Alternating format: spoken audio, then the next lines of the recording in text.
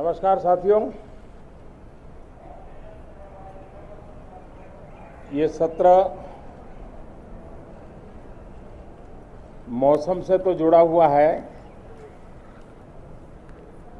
अब दिल्ली में भी वर्षा अपना दस्तक देना प्रारंभ किया है, लेकिन फिर भी न बाहर की गर्मी कम हो रही है और पता नहीं अंदर भी गर्मी कम होगी कि नहीं होगी। ये कालखंड एक प्रकार से बहुत महत्वपूर्ण है। ये आज़ादी के अमृत महोत्सव का कालखंड है। 15 अगस्त का विशेष महत्व है और आने वाले 25 साल के लिए देश जब शताब्दी मनाएगा तो हमारी 25 साल की यात्रा कैसी रहे, हम कितनी तेज गति से चले,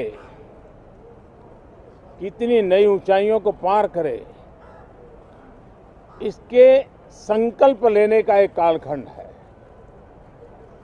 और उन संकल्पों के प्रति समर्पित होकर के देश को दिशा देना, सदन देश का नेतृत्व करे, सदन के सभी माननीय सदस्य राष्ट्र में नई ऊर्जा भरने के लिए निमित्त बने, उस अर्थ में ये सत्र भी बहुत महत्वपूर्ण है। ये सत्र इसलिए भी महत्वपूर्ण है कि इसी समय राष्ट्रपति पद और उपराष्ट्रपति पद के चुनाव हो रहे हैं। आज मतदान भी हो रहा है और इसी कालखंड में देश को नए राष्ट्रपति, नए उपराष्ट्रपति, उनका मार्गदर्शन प्रारंभ होगा। हम हमेशा सदन को संवाद का एक सक्षम माध्यम मानते हैं, तीर्थ क्षेत्र मानते हैं, जहां खुले मन से संवाद हो, जरूरत पड़े तो वाद विवाद हो, आलोचना भी हो, बहुत उत्तम प्रकार का एनालिसिस करके चीजों का बारीकियों से विश्लेषण हो, ताकि नीति और निर्णयों में बहुत ही सकारात्मक योगदान हो सके। मैं सभी आदरणीय सांसदों से यही आग्रह करूंगा कि गहन चिंतन, गहन चर्चा, उत्तम चर्चा और सदन को हम जितना ज्यादा प्रोडक्टिव बना सके,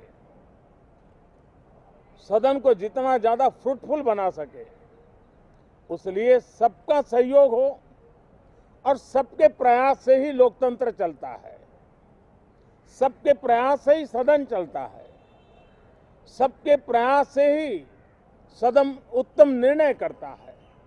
और इसलिए सदन की गरिमा बढ़ाने के लिए भी हम सब अपने कर्तव्यों का निर्वाह करते हुए इस सत्र का राष्ट्रहित में सर्वाधिक उपयोग करें और हर पल याद रखें कि आजादी के लिए जिन्होंने अपनी जवानी खपा दी, अपना जीवन खपा दिया, जिंदगी जेलों में काटी, कुछ ने शहादत स्वीकार की, उनके सपनों को ध्यान में रखते हुए और जब 15 अगस्त सामने है तब सदन का सर्वाधिक सकारात्मक उपयोग हो, यही मेरी सबसे प्रार्थना है। आप सबका भी बहुत बहुत धन्यवाद।